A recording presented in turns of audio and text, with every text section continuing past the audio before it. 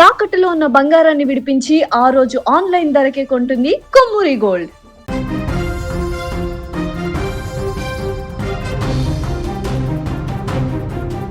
మహారాష్ట్రలో జరిగిన ఒక కుటుంబ ట్రాజెడీలో సంచలన విషయాలు బయటకు వస్తున్నాయి. ఒక ఐఫోన్ కోసము ఒక వ్యక్తి కునాల్ అనేటువంటి వ్యక్తి కొండపై నుంచి బలవన్మరణం చెందడం, ఆ తర్వాత కుటుంబం మొత్తం కూడా ఆ కొండపై నుంచి కింద పడడం, ఈ రకమైనటువంటి వార్తలు మనం కొద్ది రోజుల క్రితం విన్నాం. కానీ దీని వెనక ఉంది ఐఫోన్ కాదు, ఇంకా వేరే మ్యాటర్ అనేటువంటి విషయము ఇప్పుడు తాజాగా బయటకు వచ్చింది. కునాల్తో పాటు అక్కడ తల్లిదండ్రులు కూడా కొండపై నుంచి దూకి అక్కడ బలవన్మరణం చెందినటువంటి ఘటన దేశవ్యాప్తంగా సంచలనంగా మారింది. అయితే ఈ యొక్క ఘటనలో కొత్త మలుపు తీసుకుంది. ఈ కేసు తీగలాగితే సంచలన విషయాలు ఇప్పుడు వెలుగులోకి వస్తున్నాయి.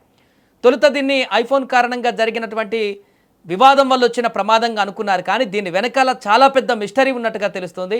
ఇంతకీ పోలీసుల దర్యాప్తులో ఏం జరిగింది, పూర్తి వివరాలు ఏంటో వివరాలు చూస్తే, మహారాష్ట్రలోని ఛత్రపతి సంభాజీనగర్ జిల్లాలో గత 2-3 రోజుల క్రితం ఈ యొక్క వివాదం చోటు చేసుకున్నటువంటి నేపథ్యంలో, అంటే ఐఫోన్ వివాదం నేపథ్యంలో కువాడియా కొండ మీద నుంచి ఒక కుటుంబం మొత్తం మృతి చెందిందని ప్రచారం జరిగింది. మృతి చెందిన వారిలో తండ్రి మురళీధర్, తల్లి సంగీత, 19 ఏళ్ల కుమారుడు కునాల్ కూడా ఉన్నాడు. అయితే ఈ దంపతుల మధ్య కుమారుడు సుమారు 6 ఏళ్ల కిందట అనారోగ్యంతో చనిపోయాడు. అంటే పెద్ద కుమారుడు, దంపతులకు ఆల్రెడీ కునాల్ కాకుండా ఇంకొక పెద్ద కుమారుడు ఉన్నట్టుగా తెలుస్తుంది. 6 ఏళ్ల క్రితం అతను అనారోగ్యంతో చనిపోయాడు. మురళీధర్, ఎవరైతే కునాల్ తండ్రి ఉన్నాడో మురళీధర్, ఇతను ఒక ట్రాన్స్పోర్ట్ కంపెనీలో మేనేజర్గా పనిచేస్తున్నాడు. అయితే ఫ్యామిలీ వివాదాల నేపథ్యంలో పనిలో మునిగిపోయి నెలల తరబడి కూడా ఇంటికి అతను దూరంగా ఉంటున్నట్టుగా తెలుస్తుంది. ఘటనకు 2 రోజుల ముందే తండ్రి ఇంటికి తిరిగి వచ్చాడట. ఘటనకు 1 రోజు ముందు కునాల్ తల్లి సంగీత తన యూట్యూబ్ ఛానల్లో ఒక వీడియో కూడా పోస్ట్ చేయడం ఇప్పుడు అందరి దృష్టిని అటువైపు మళ్లించింది. మానవ సంబంధాలు, ప్రేమ విలువలను వివరించారు ఆ వీడియోలో ఆమె. తన కుటుంబం, తన బంధువుల్లో కొందరిపైన తీవ్రమైనటువంటి ఆరోపణలు కూడా చేసింది సంగీత. తన కుటుంబాన్ని వేధించారని, ఆస్తి తగాదాలు సృష్టించారని ఆరోపిస్తుంది. పోలీసులు ఇప్పుడు ఈ వీడియో ప్రామాణికత పైన కూడా దర్యాప్తు కొనసాగిస్తున్నారు.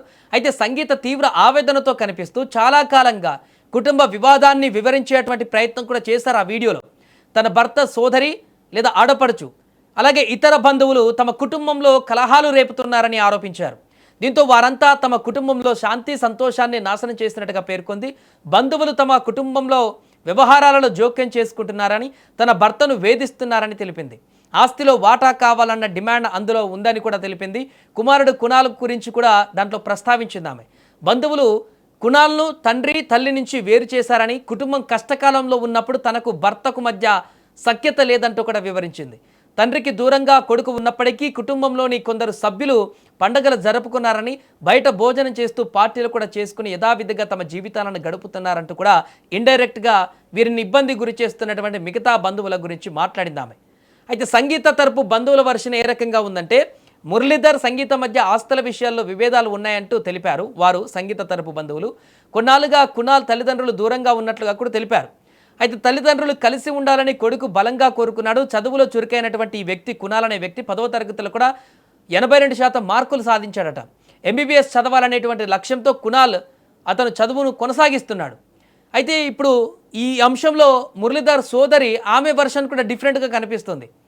ఏదైతే సంగీత ఆరోపణలు చేసిన వ్యక్తి ఉందో, సో మురళీధర్ సోదరి, ఆమె ఏం చెప్తుందంటే, మురళీధర్ సంగీత దాదాపు 2.5 దశాబ్దం కిందట వివాహం చేసుకున్నారు.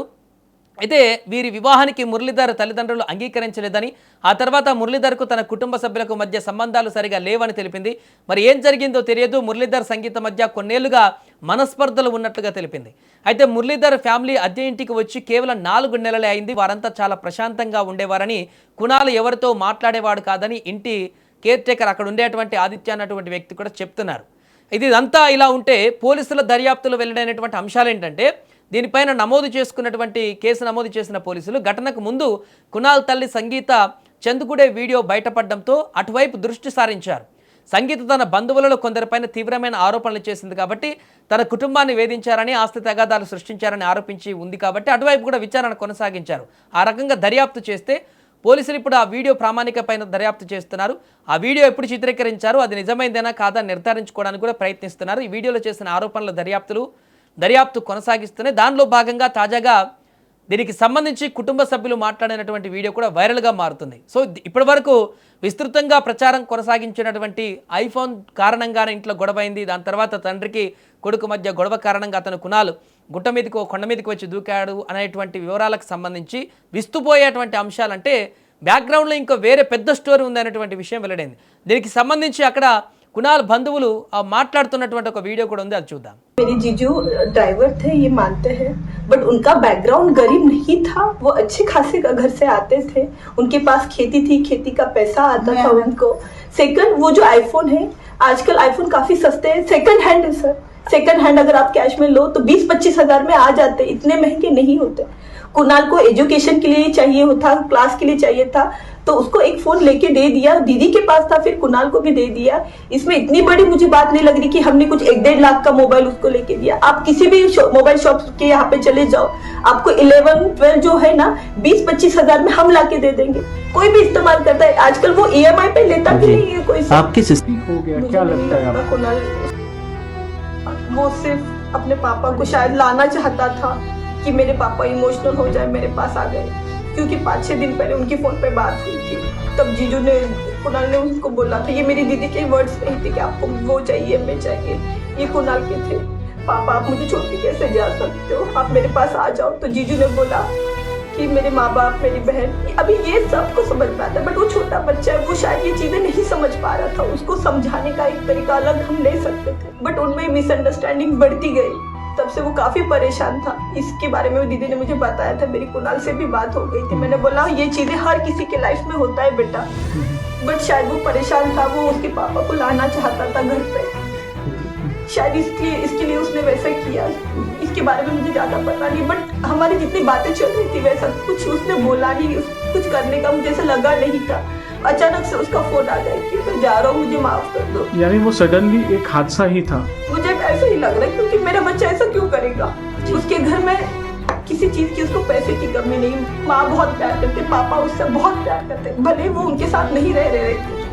बट मेरे अगर कुणाल को कुछ होता था ना, तो मेरे जीजा जी ने वैसे भी जान छोड़ देनी थी. वो इतना प्यार करते हैं, तो मेरे जीजा जो उसको तकलीफ में वो लाते